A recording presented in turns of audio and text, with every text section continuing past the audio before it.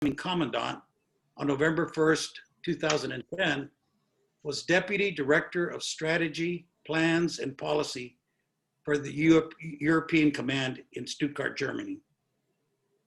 Over the past 10 years, under the leadership of Brigadier General Ramirez, the Corps of Cadets has seen great strides in the classroom, where cumulatively, the grade point average is 3.2, the highest on record.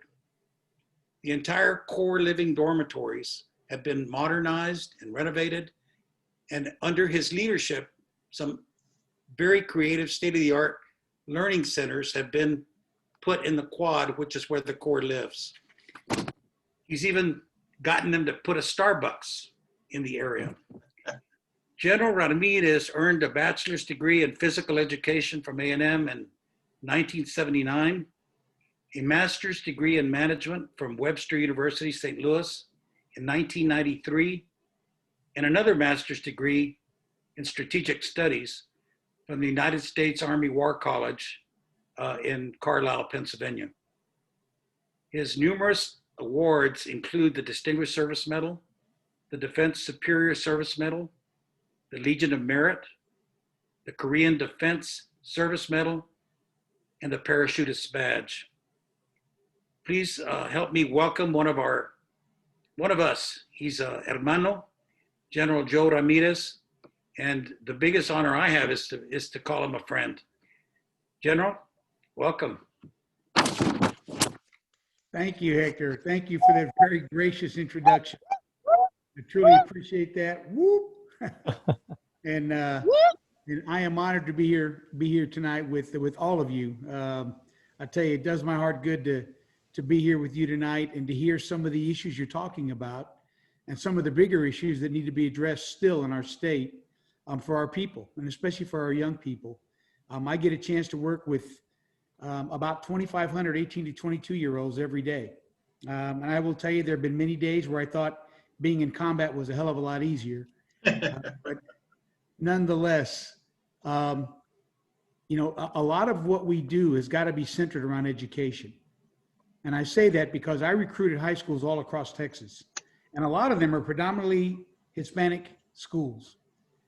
And the message that I send to them is, if you look at the numbers today in Texas, where we Latinos make up almost 50% of this state's population, of 100 Latino children that start school in the first grade today, by the time they get to the 9th grade, 40 of them are no longer in school. 40 of them have already dropped out. They're no longer in school pursuing their high school education. Of those that make it to graduation, 24 will go on to attend college. And of those 24, 12 will graduate from a 4-year institution with a bachelor's degree. So statistically speaking, if we are looking at a room of 100 young people today that look like us, that have last names like us, only 12 can be expected to graduate with a bachelor's degree from a university in Texas. And oh, by the way, Isidro, in Houston, that number's 8% coming out of HEISD. And those are numbers that are, at least for me, having been gone for 31 years and coming back to my home state that I love with all my heart, those were alarming numbers for me, very alarming numbers, to see that a state that is quickly becoming predominantly Latino still has numbers like that. And we as a group have got to work hard to address that issue. You know, Roger Martinez, who's on here, and we've talked about this issue many times, and about how we have got to come together as a group and figure out a way to continue to push education among our young people. Now, I will tell you, I'm heartened by the fact that, for example, at Texas A&M today, Hispanics make up 24% of our student population. When I was at Texas A&M back in the 70s, and I don't even know what the numbers were back when Hector was there, but when I was there, we made up 2% of the student population.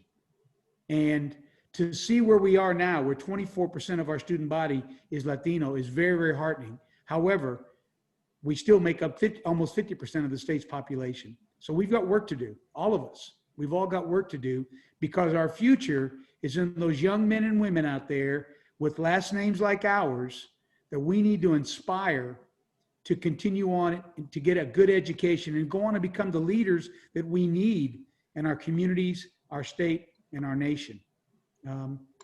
We've made great strides, no doubt, but we have a long, long way to go. And again, as mentioned, I grew up in Houston. I grew up in Magnolia Park, El Barrio Magnolia. Isidro knows the area well. Yeah, Magnolia, that's where I grew up. That's where my dad was from. And I took a lot of strength from the fact that growing up in that all Latino neighborhood, I mean, that was all Mexicanos, all blue collar, very few went to college, but we all knew each other. We were familia. We all had a sense of family there.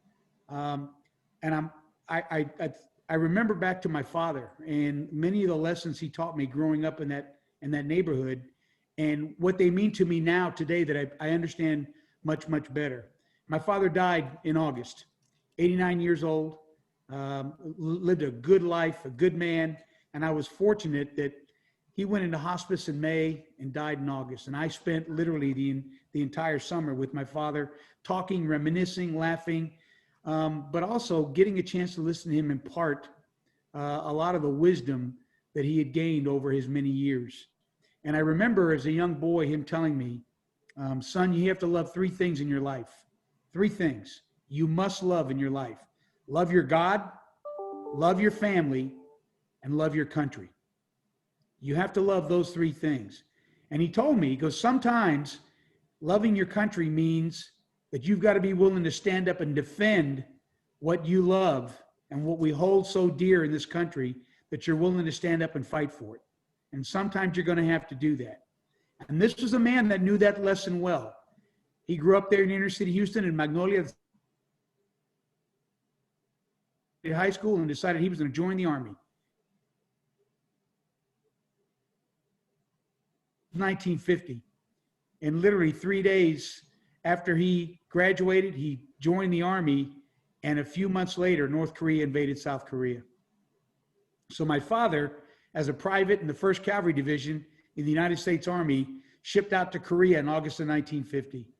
And they landed in the Pusan perimeter, which is a very small part of Korea, at the very southern tip of Korea, where literally all of the South Koreans and the United Nations forces had been pushed to this little small perimeter there in the southern part of Korea by the North Koreans. My father landed there, and with the rest of the United Nations forces, they began to fight their way out of that Pusan perimeter and push the North Koreans completely out of South Korea, completely out of North Korea, and then all the way into China. And in November 1950, my father's outfit was sitting on the Yalu River, which is the boundary between China and North Korea. On 4 November 1950, the Chinese entered the war. 300,000 Chinese came across the border. They overran my father's outfit. His platoon got cut off. They tried to fight their way back to friendly lines. They got ambushed. He was shot 5 times and was taken prisoner of war by the Chinese. And he spent the next 33 months as a prisoner of war in the northern part of North Korea, where that first year, 1,500 men died while in captivity. And he was repatriated in 1953, weighing 70 pounds, and went on to serve our country for 22 years, retiring as a master sergeant in 1972. And in my house to this day sits a picture of my father and his entire family, all of his brothers and his sisters and his mother and father, 11 kids. And I've got a picture of him sitting there. And I look at that picture because it reminds me of the responsibility that I have as a leader, both in the military and now in academia, in ensuring that I carry on that legacy of service that he taught me as a young boy, that he taught me well before I was even born. And the fact that I have to remember where I came from, what I represent, and the legacy I carry forward every day, that I stand in front of others as a leader, remembering my father and the family that I come from and what he represented, and the fact that he loved his country enough that he was willing to go fight for it, to protect everything that he loved, everything he held dear in this country. And he passed that lesson on to me, and I never forgot it in 31 years that I wore this uniform. And I still to this day do not forget it. I have 2 sons, and both of my sons served. My oldest one enlisted in the Army as an infantryman. My youngest son went to Texas A&M Corpus Christi and commissioned as an artillery officer like me. And I used to tell both of them, as mundane as it may seem in the morning when you put that uniform on, just remember that everything you represent is on that uniform. If all you have on that uniform is your name tag, because that name tag is who you are. It's what you represent. For me, it's that picture of my father. And I remind them, remember that when you are standing in front of your soldiers, you know, as a leader, you remember what you represent every day and the legacy that you carry forward with your grandfather, with your father, and now you. Service is in our DNA. It's part of who we are. It's part of what we do. It's part of the responsibility we carry with us every single day. And again, I go back to what my father taught me as a young boy. Love your God, love your family, and love your country. And we have to continue to impart that among our young people today, that there is a love of God, family, country, that we as Latinos, that's inherent in what we do. Now you think about it, how we grew up, all of us. That's part of who we are. It's part of what we do. We can't lose that. We can't lose that in our community at all. Something else my father taught me, that's tattooed on my arm. Yes, I have tattoos as a general officer. I realize it's probably completely antithetical to what most people think about the general, but I've got tattoos. And the first one I had done was one, again, my father taught me. Sangre mexicana, corazón americano. Mexican blood, American heart. And at his funeral, I talked about that. I got up and I said, you know, the words my father taught me, sangre mexicana, corazón americano, taught me that when I was a young boy. He said, you have Mexican blood and you also have an American heart. Be proud of your Mexican heritage. Be proud of where you come from, but also be proud to be an American and be a part of this country. And be proud of all the freedoms and the opportunities that we enjoy as a citizen in this country. And I have those tattooed on my arm, and it was amazing how many people came up to me afterwards and said, you know, we could use a lot more of that in today's world. A lot more where people understood that we all come from diverse backgrounds, but we all come together as Americans. And we should all be proud of that fact. And I think back to my father, who, you know, never took credit for anything. He was about as humble a man as you could. And I thought what wisdom he had when he would talk to me as a young boy about these lessons he learned in some pretty tough situations. And yet what wisdom he was able to impart to me that I hope I'm able to impart to my children as well. And when you think about it, every one of you can think about somebody in your life, whether it's a father, a mother, a grandfather, a grandmother, a sister, an aunt, an uncle, somebody that was able to impart that kind of wisdom on you, that inspired you, that made you, that gave you that sense of pride to want to go on and do something more for yourself, for your family, to be doing for our young people today. We all have a responsibility to impart that kind of message to our young people, to inspire them to want to be better than what they think they can be. Too often when I'm out recruiting, I run into young people who say, I can't do that. I can't go to college. You know, my parents, you know, my mother washes dishes. My father works as a laborer.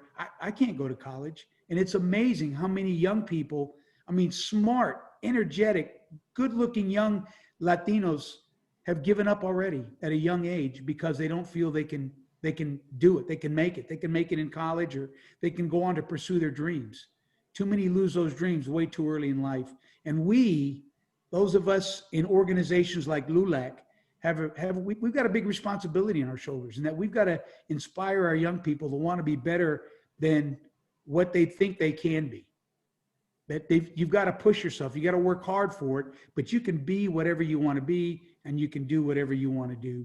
That's part of our responsibility as senior Latinos, as Latinos that have already been out in the world and been there, done that, have taken our lumps, have taken our share of hits, have had our disappointments and our setbacks and our failures, and yet have persevered, have continued on in our life's journey to get to where we are today. I tell them, I say, I'm a brigadier general. At the time when I was promoted to brigadier general by General Dave Petraeus, he promoted me to brigadier general. When he promoted me, I was one of only 3 Latino generals in the Army. 3 of us. Wow. 3.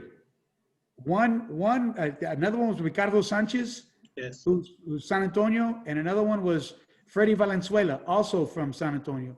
2 role models of mine. 2 role models, because they were the only 2 that I had ever seen that had made that rank, other than a guy by the name of Richard Cavazos, who was a 4-star general when I came in as a young lieutenant. We have to inspire our young people to go on to become those kind of success stories, especially here in Texas, where we are rapidly becoming the majority in this state, but yet we are still the minority when it comes to leadership positions across the state at the highest levels. We ought to be leading across the board in this state. And for me, that's somewhat of a crusade. That is why I do what I do today. That is part of my responsibility, is to try to inspire these young people to want to go on to become the leaders of tomorrow for our communities, our state, and our nation, and especially for the young Latinos. I was talking to Isidro. I'm doing an interview tomorrow with ESPN about the first Aggie Hispanic Yell leader. Now think about that. This is a school that's 144 years old, and we are just now celebrating our very first Hispanic Yell leader. From Laredo, Texas. From Laredo, Texas. Memo Salinas. But think about that. It's taken us 144 years to get to the point where we have our first Hispanic Yell leader. And yeah, we're going to celebrate that. But part of me questions what took so long? Why did it take so long to get to that point?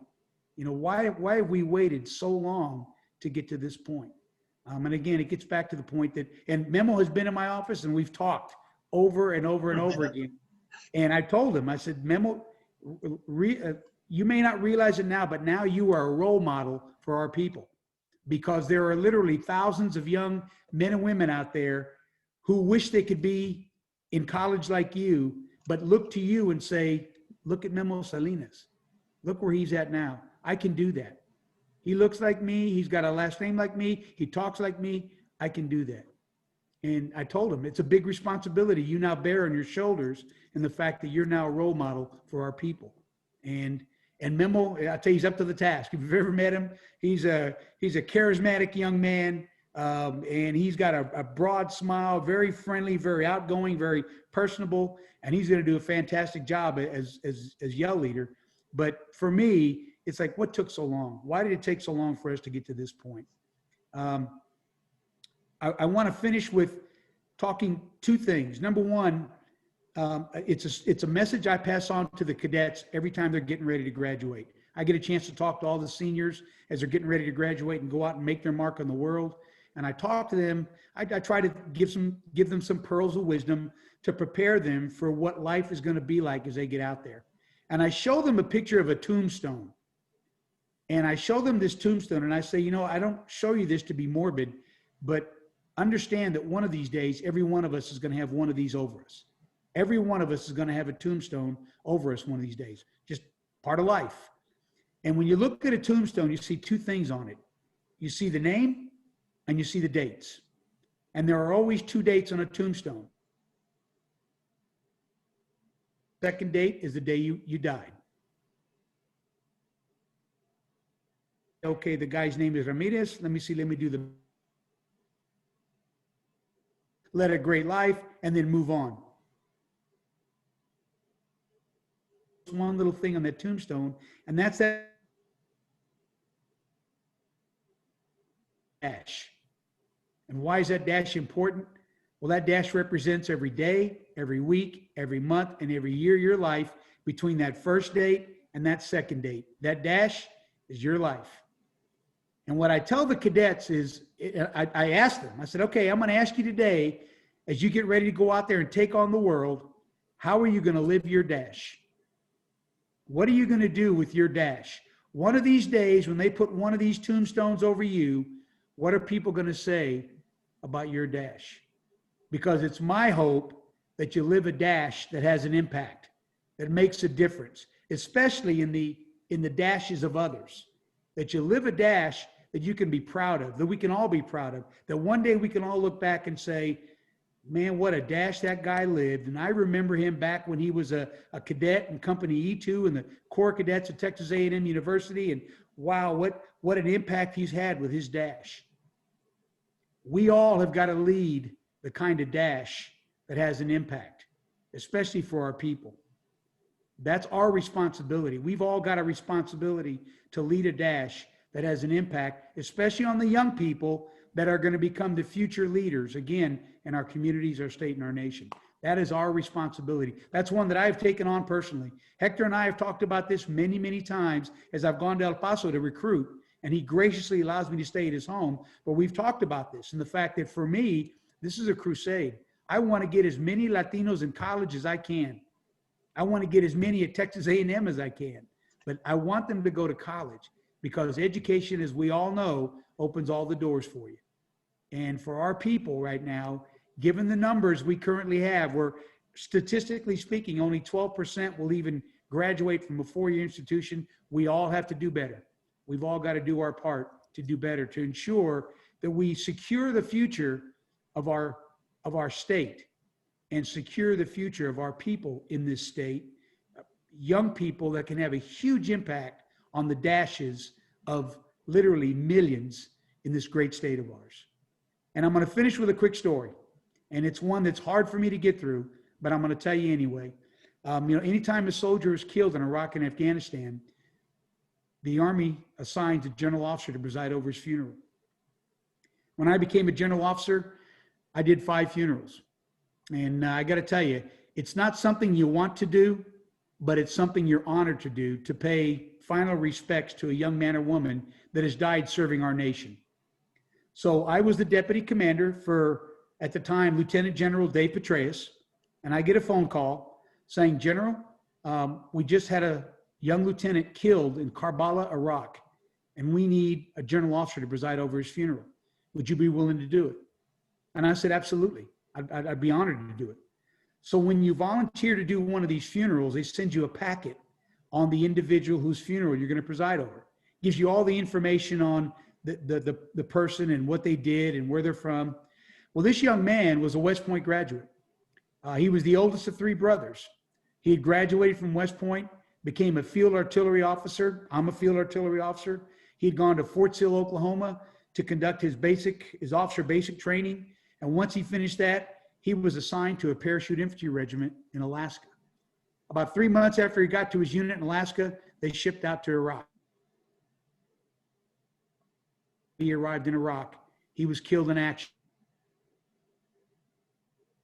His brother was a junior at West Point at the time. And his youngest brother was in junior high, and all he wanted to do was go to West Point like his older brothers and be an Army officer. The family was from a place called Verdon, Nebraska. Small farming community, heartland of America, Verdon, Nebraska. So I get all the information on when they're going to hold this young man's funeral, and I head out for Verdon, Nebraska.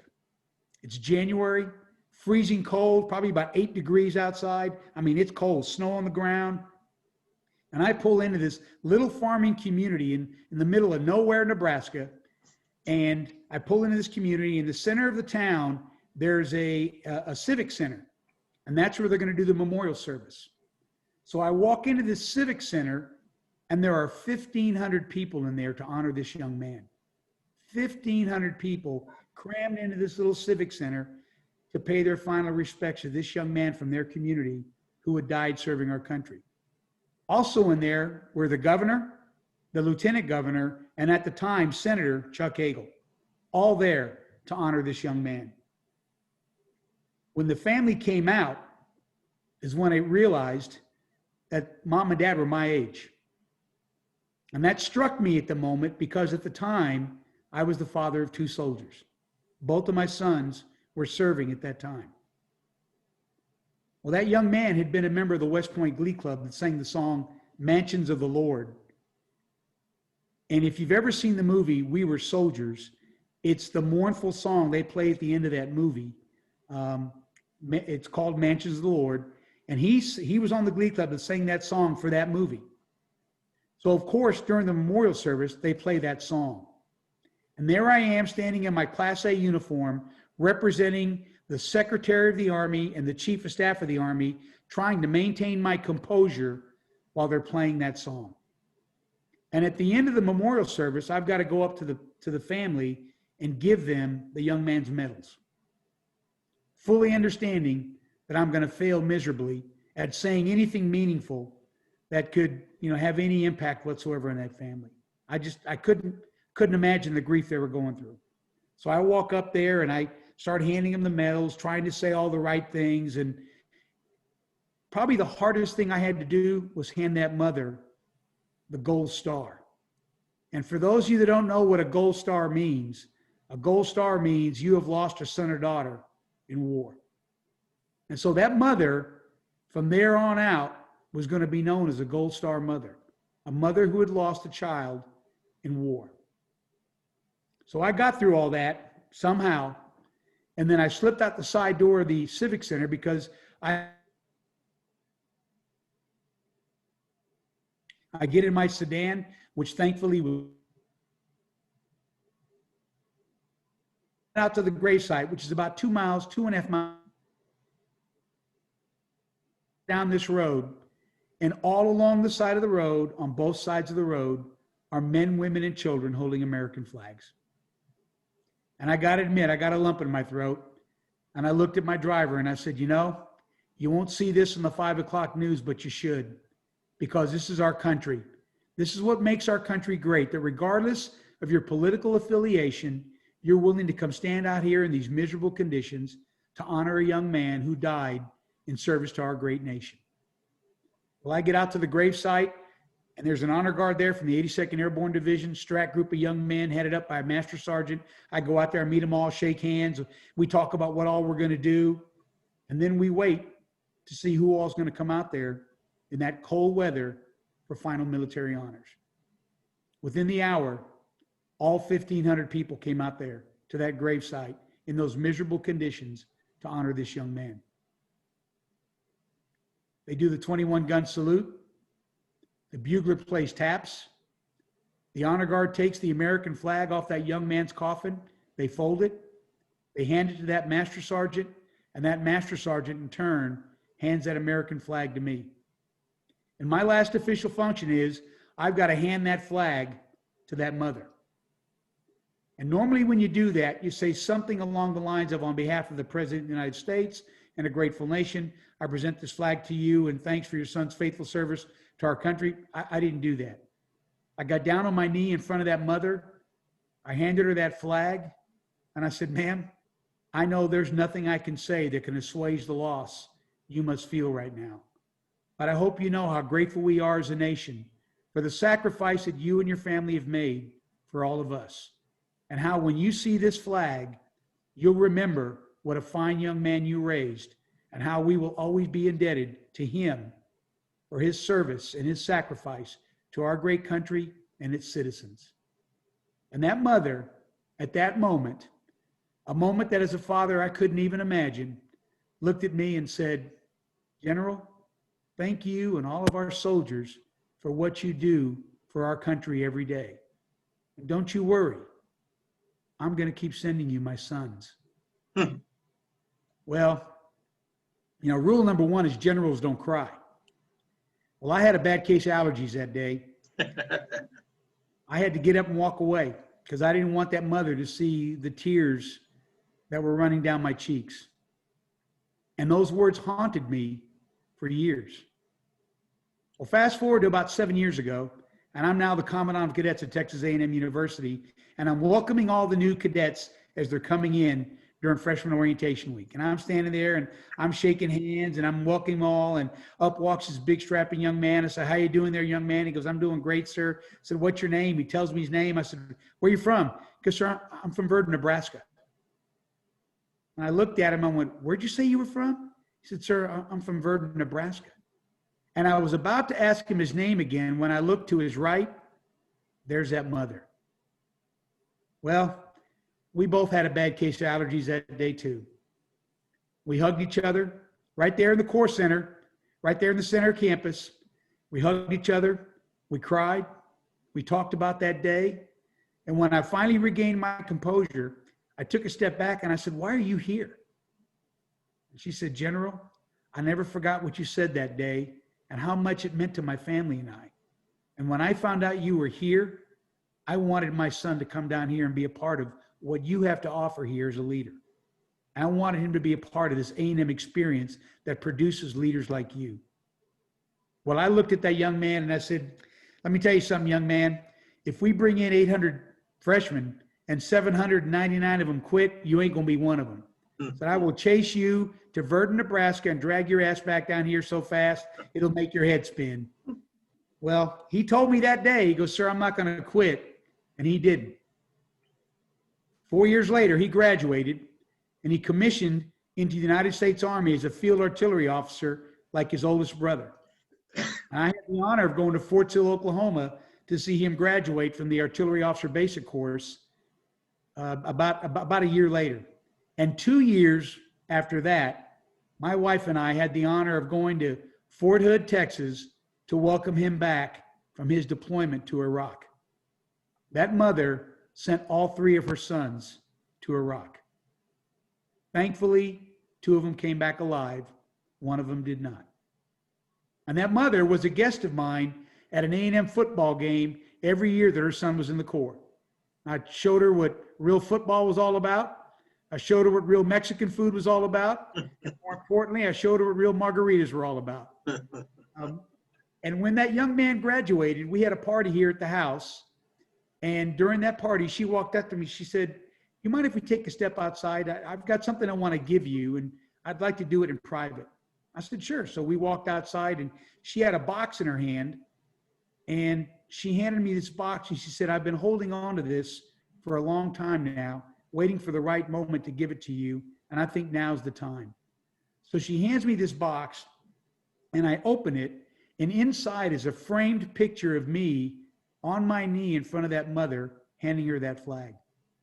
I never knew anybody had taken that picture, didn't know what had happened, but she had it for years and framed it and gave it to me that day. That picture sits on my desk to this day. We have 2 things. The first thing it reminds me of is that freedom isn't free. It costs. It's expensive. Living in this great country of ours, enjoying the many freedoms we enjoy, is very, very expensive. And those that pay the highest cost are among our best and our brightest, and we must never forget them. And the second thing it reminds me of is that we must never underestimate the impact we can have on the lives of others as a leader with just the smallest gesture, a kind word, a pat on the back to say you done good, a handshake to say thank you, a hug to say I'm proud of you, looking that young person in the eye and saying, "You can do this. I have confidence in you. Don't give up on yourself. I know you can do this." It's amazing the impact you can have on so many people with just the smallest gesture as a leader in your community, in your organization, in the state, in the nation. Take care of your people and they'll take care of you. And we all tonight have got to take that responsibility on to be willing to go out there and take care of our young people, our young Latino youth that are the future of our communities, our state, and our nation.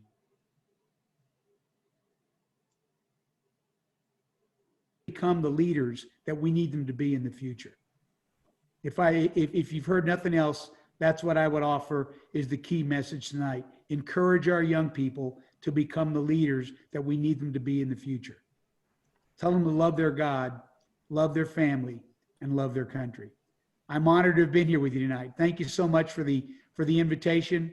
Thank you for all you do for our youth and for our people every day. God bless all of you. God bless the great state of Texas, and God bless America. Everybody, please unmute your microphone. You. Everybody, please unmute your microphone. Let's give him what he deserves. Let's give him. Bravo, bravo, thank you. Bravo. Isidro, if I may, I was very moved and impressed by your speech, General. Now we know why you're in the position that you are today. But I think you put a big challenge not only to the members, and I go to a lot of meetings and we talk a lot and we leave without a game plan. But as you were talking about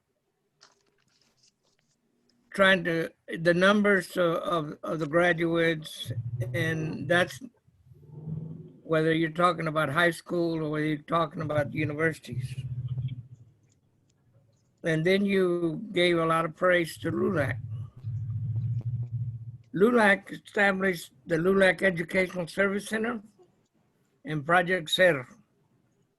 And we as members continue to treat those programs as stepchildren. And it's sad. But the point that I want to drive is the LULAC Educational Service Center through fundraisers of the councils and then matching funds from corporate America has done an extremely great job.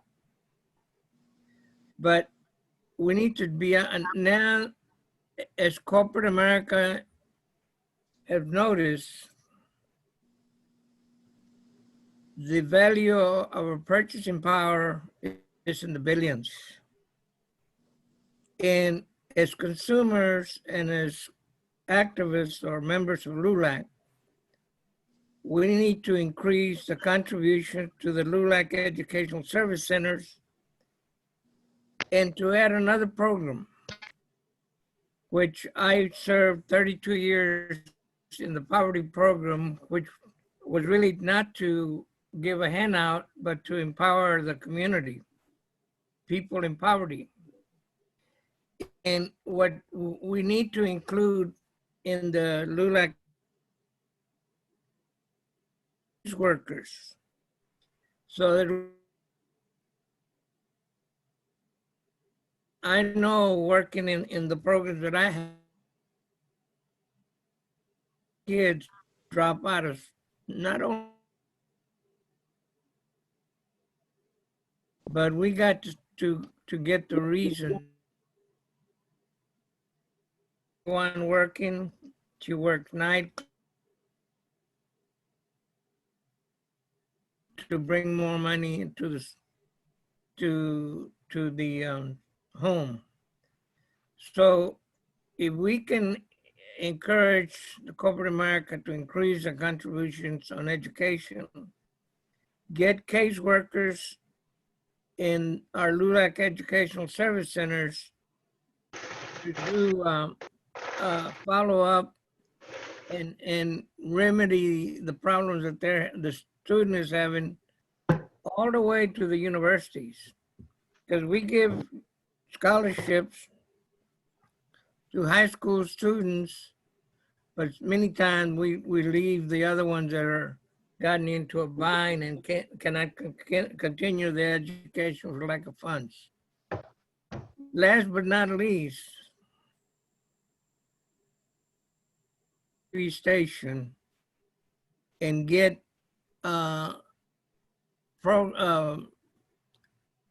PSAs and getting people like yourself and others to just say, stay in school and just give your little, so we can do that. We have a change in the national leadership in our government. And so what it's gonna take though, the members that are here in the Hispanic community can no longer sit at home watching TV, but we gotta recruit more members, train them, get them active, and really get to the root of the problem And people such as yourself are a good example that we can keep in the leadership role of motivating these kids. So I want to thank you for, not on behalf of the council, but personally thank you and tell you that God bless you and you're doing a great job. Thank Thank you, you so sir. much, Thank Johnny. you a lot. Thank you. I would like to bring up Ms. Imogen Goodman, who has a cadet there with you, a freshman, who you need to give a double take. Ms. Imogen, could you say a few words about your daughter, who she is and where she came from, and Sure, about absolutely. and about your life also, because you're a military lady. Yes, that's a border town. I know you hear Imogene and you're like, what? Zaragoza. She has a 5th grade education. So when my dad passed, when I was in high school, basically I felt like I didn't have any options. My mom said, te vas a casar con un hombre rico. That was my mom's goal in life. Of course, I protested and I joined the Air Force.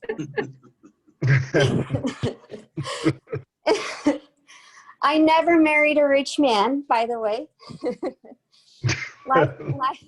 Life wasn't easy, but life isn't bad. You know, I've been paving the way and just trying to set a good example for my daughters. Sarita, her last name is Gibb. She tiene sangre mexicana esa niña, even though she y el corazón americano, as you said, General. So she does not look Mexican on the outside, but she is very proud of her culture.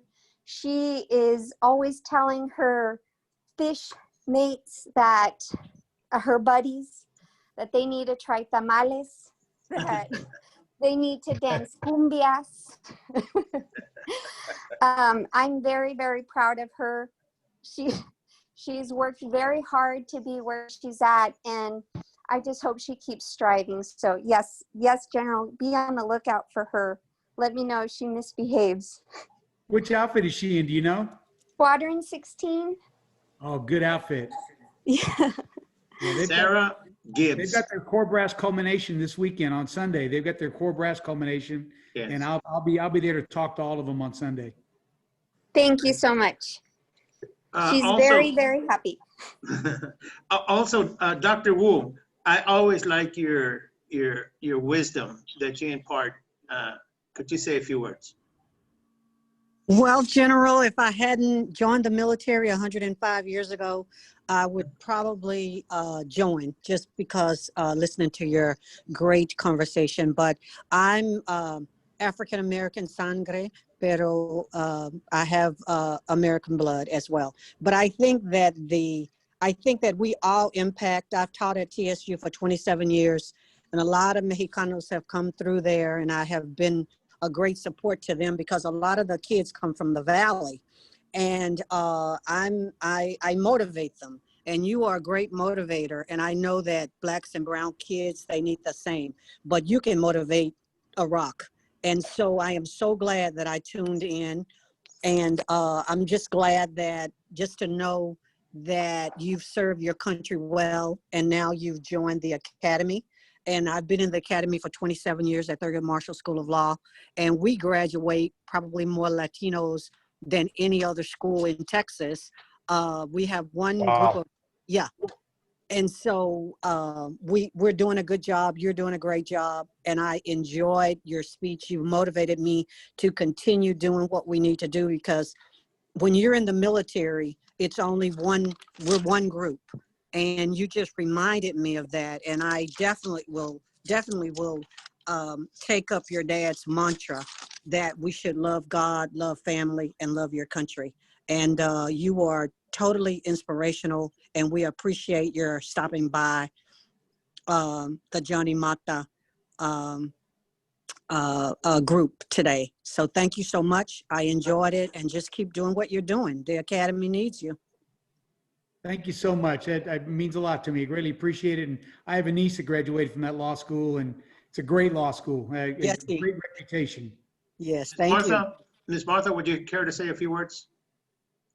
We're truly honored and blessed to have heard your message, General.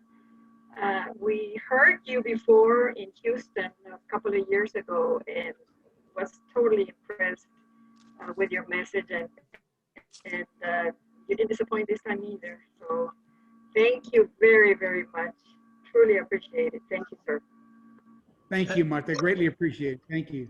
Hector Gutierrez, any closing remarks?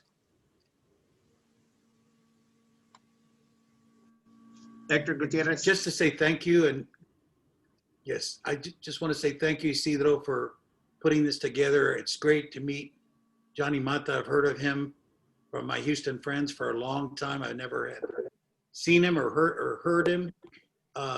General Ramirez, it's, you know, you inspire all of us.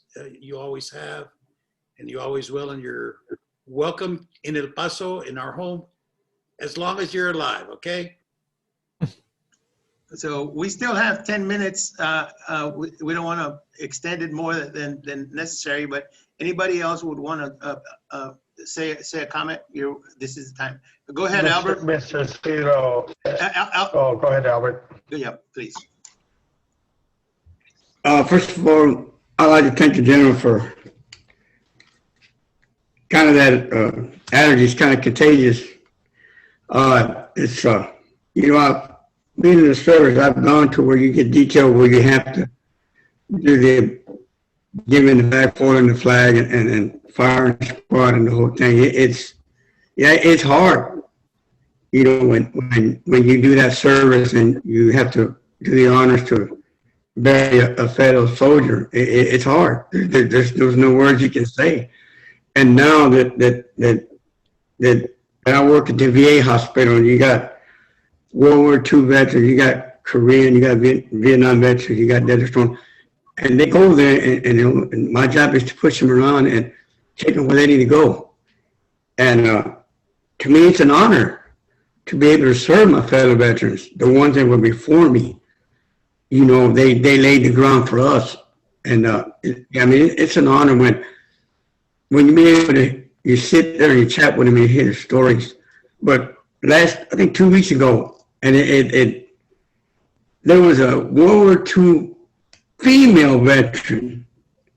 And I said, man, I need to take a picture, because it's very rare that I could sit down and speak to a World War II female veteran. Oh, man, she's the sweetest lady. She's like 88 years old and still walking like if nothing. It was an honor to just hear her stories. And when I worked at the VA hospital, man, there's not a boring day that I hear a story. You know, and when you say God, you know, that's my priority, and family and country, you know. What I love about this country, you know, when we have a natural disaster, we have organizations that help us. And other countries, they don't have what we have. They have to stick it out. And, you know, when I went to Honduras, it's a third world country, man. When you go to a third world country, you come back, man, you praise, you kiss the dirt here, because it's an honor. We have a great country, you know, and to have leaders like you to go out there and say, yes, you know, I'm going to stand the ground. I'm going to lay the ground for others. And she went to U of H. She went to high school, which was Reagan. She graduated with honors. And this little girl's tough. She don't take no for an answer. And when you said she had Mexican blood and she's American, yes, that's her. I mean, I brag as a father, you know, I was able to go in the military and give her the GI Bill so she can go to college. And then, yes, you know, we do these programs to get these kids encouraged. Yeah, you can go to college. You don't take no for an answer. And I'm very proud to say that, yeah, she's on the good side of the statistics that she's going to make. She's going to graduate next year. So I would love for her to get with her and inspire kids, just because you're Hispanic and you come from whatever part of the hood, you can make it. And it's very, it's awesome to hear you. You're very inspirational and appreciate it. Thank you so Very much. I good. appreciate the Jose service Vega also as wanted well. to say a few words. General, with your permission, I would like to put this for greater dissemination through YouTube. Of course, I would need your permission. Absolutely, Isidro. Okay. Absolutely. Mr. Vega? What inspired me to ask the general a question because of Magnolia and just what I've studied about Macario Garcia, Mr. General, how is that relationship between you and the Macario Garcia family? Because we know there's a lot of history there, and that is history that needs to be taught in our schools. Yeah, I actually never got a chance to meet that man. My father did. I had a closer relationship, believe it or not, with Roy Benavidez. Yes. Roy Benavidez, Okay. another Medal of Honor recipient that both my father and I got a chance to meet. Obviously, I was a young officer at the time when he had received the Medal of Honor, and if you ever got a chance to meet Roy Benavidez, he was about 5'4". Yeah. He was not a big guy at all, but just to be in the presence of that man, you felt like you were in the presence of a giant. He was an incredible man, an inspiring man, and a man that made you stand up and go, that's a man right there, and that's someone to make you proud. We need heroes like that in our communities. We need people like that to get out and inspire our young people. They don't have to be military. They could be political. We've got a lot of great political leaders. I mean, I think, of our elected officials here in the Texas legislature, I think of Sylvia Garcia there, who grew up in that same area. My cousin was a guy by the name of Mario Gallegos. Oh, yes. And Mario was a Yes, senator there. absolutely. Those guys were all inspirational people, and they still are.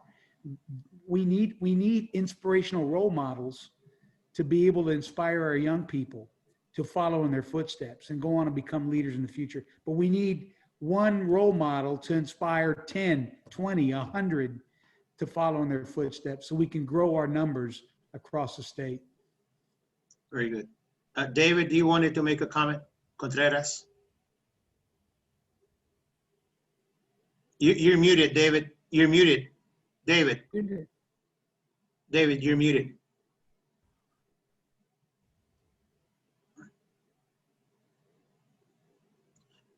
Well, he finds the unmute button. David is our historian for LULAC, and also his son Okay, is, can you hear is me an now? AP. Yeah. Very good. Hit it. Go ahead, David. Thank you. General Ramirez, that was outstanding. I remember hearing your last story about 5 years ago, and I had a bad case of the, what was it that you said? Yes, allergies. And it went away for 5 years, but it came back just a few minutes ago.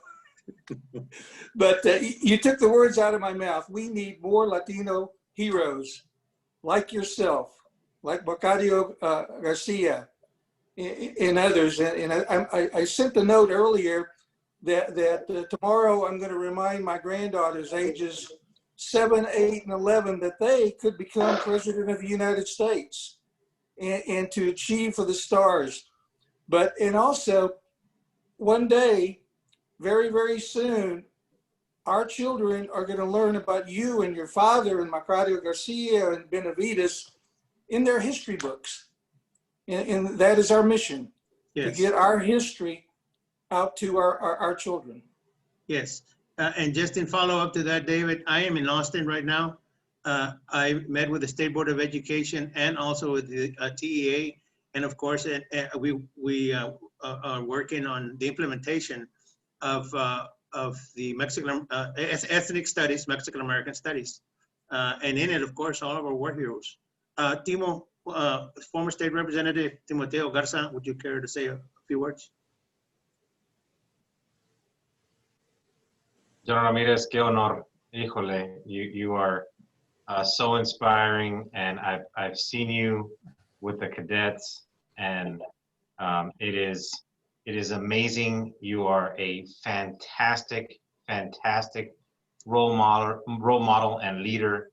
I have as soon as you finished your speech, I texted 4 freshmen, Latino and Latina students to say, hey, you can do it, be great, let me know if I can help with anything. And clearly you do that on a much larger scale, and you have certainly inspired me to continue doing that and to personally reach out. That's the way it works. Ultimately, for those of us who aren't in positions that you are in, we do our little part, and my little part is, hey, where I can reach out, I'm gonna reach out and I'm gonna help, and I'm gonna let everyone who I know if anyone needs help, please reach out. And that is the inspiration that you have lit personally in me, and I hope in everyone listening to you today, because wow, increíble. I am super blessed to have been able to log on and to hear you. Thank you so much for all you do, sir. Thank you so much. It is 8:30, and I want to thank you, and I want to close this part of the meeting if anybody wants to get off. But I've got one other issue another resolution that we would like to handle before we adjourn the meeting. So General, thank you so much for participating with us today. And Hector, thank you so much for everything that you have done for the Hispanic community through your leadership. And there's an old saying, no me digas, te puedo enseñar mejor que decirte cómo hacerlo. And you show us by how you carry out your life and your lives, General, that is the example. Because I've lost the connection. The next item that we need to cover is there's an issue about in the school board. So I would like to write up a resolution and send it. They need it by tomorrow morning at 9.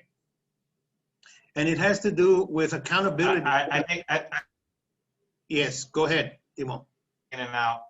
Yeah, she was coming in and out.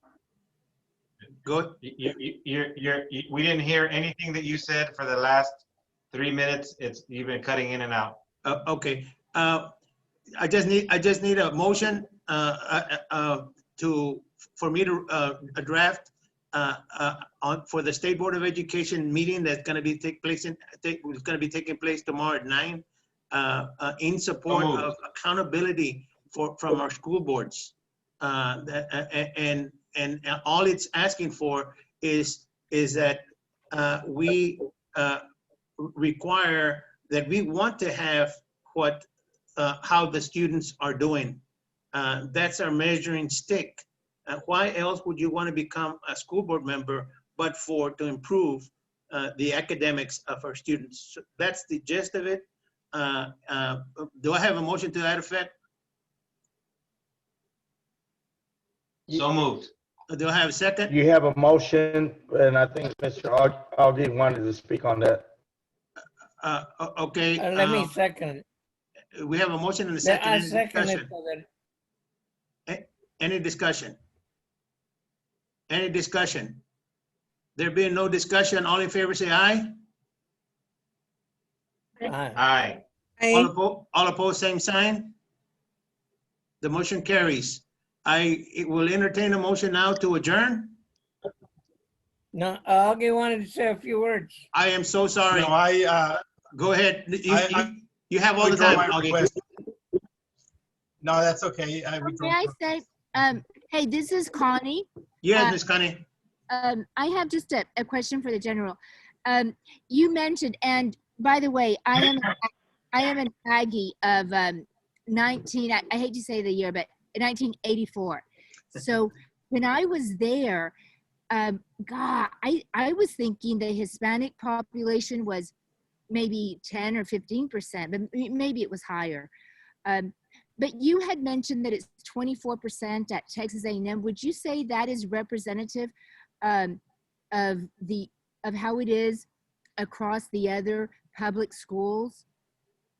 No, no, I would say that while we're doing better, we don't, I would say, I think the University of Texas numbers are higher than ours. Much And higher, yeah. I can't speak for, Sam Houston or U of H or whatever. I do know it's taken a concerted effort to get us to 24%. We have worked hard to try to recruit in the Hispanic community. And I don't think we're leading the way in the state right now, if the truth be told. Yes, because you mentioned that our population of the Latin community or Latinos in Texas is close to 50%. So you mentioned so few really graduate from high school. And so you had mentioned some of that is economic, but most of it is just becoming disenfranchised with education. Wouldn't you say by the time they're in 10th grade, they're bored or just not motivated?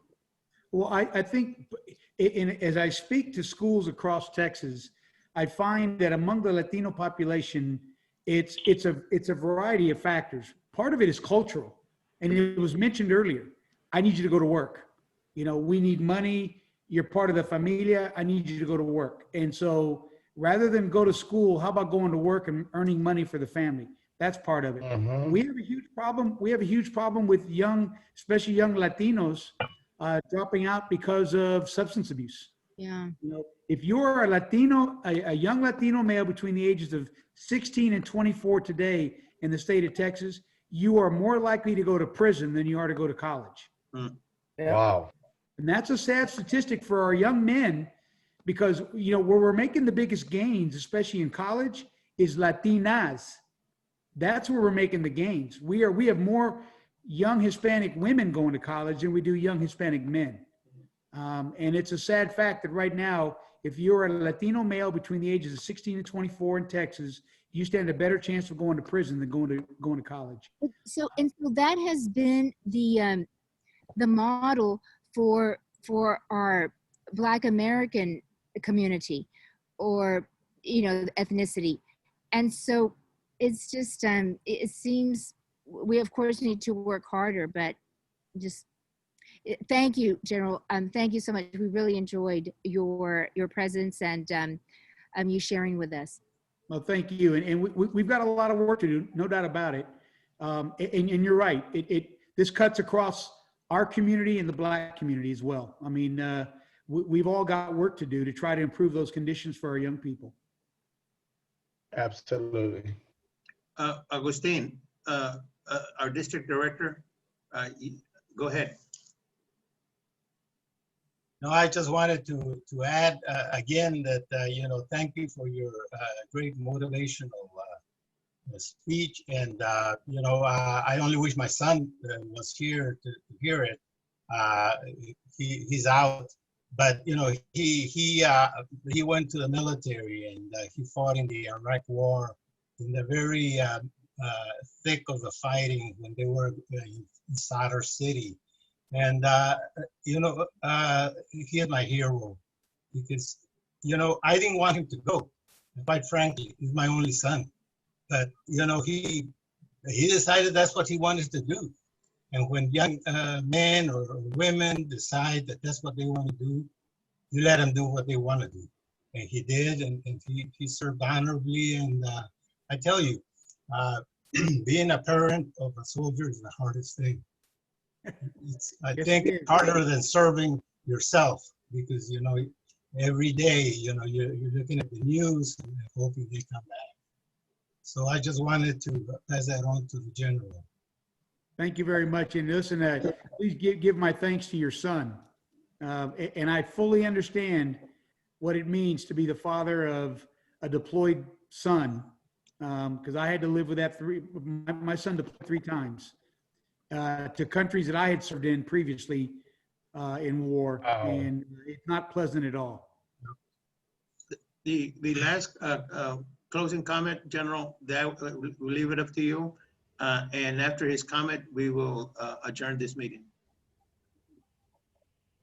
I just say thank you again for the opportunity. Thank you for all you do for our young people and continue to do for our community. I'm truly grateful, and I will continue the fight. I'm going to keep fighting this fight for as long as God lets me. But I also appreciate the fact that there are many of us that are allied in this cause, and together we can make a difference. And so thank you for all you do to help make a difference in our community across the state. God bless you guys. Have a happy Thanksgiving. God bless God you. bless. Thank God bless you, you. General. Thank you so much, General. All in favor of the meeting adjourned, say aye. All Aye. opposed, Aye. same side. The ayes have it. This meeting is now adjourned.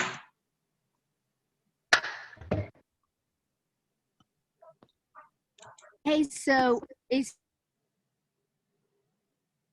closed. Hello? Somebody was trying to. Connie, was that you? Hey, Wow. Yeah, wow. That boy, Jose. same as they were. I was at HISD. I got a real Don, bad connection and so I can't hear Oh, half of can the you stuff. hear me? Oh, you can't? I'm But just go ahead. Look, I think what's better is talking about Cynthia's hat. Look at Mr. Cito, Cynthia's hat. Woo-wee. no. Yes, just but You didn't get to see the buttons, did you? Hold on. Ah, no, Oh, no there los you enseñantes. go. Can you see my Frida Kahlo up there? Oh, we see it. We see it. So we're gonna order some LULAC buttons to make sure that we are represented, No, right? they're gonna go up here. Yeah. And look at Mr. Albert Villegas. What a good man. You threw it down, brother. You sure did. It was so good. Good night, guys. Good night. Good We night, love you. everybody. Good Martha, night. I'll be Good there in night. about 3.5 hours, 4 hours. Good Buenas night. noches. Good night. Thank you. Buenas Isidro. noches. It was great. Thank Okay. you, Isidro. Thank you so Jose. much. It was a great you. one. Bye-bye. Thank you. Bye-bye. Did you hear me, Mrs. Martha? Yes. I'll be there in about 4 hours, God willing. Okay. Okay, adios. Be careful on the road. Okay. Of course. Call me if you fall asleep, Mr. Cito. I won't. I'll keep you awake. I can drive from here to North Pole. What are you, Santa Claus? Hey, dale! Okay. Good night. All right. All right, brother. We'll be in touch.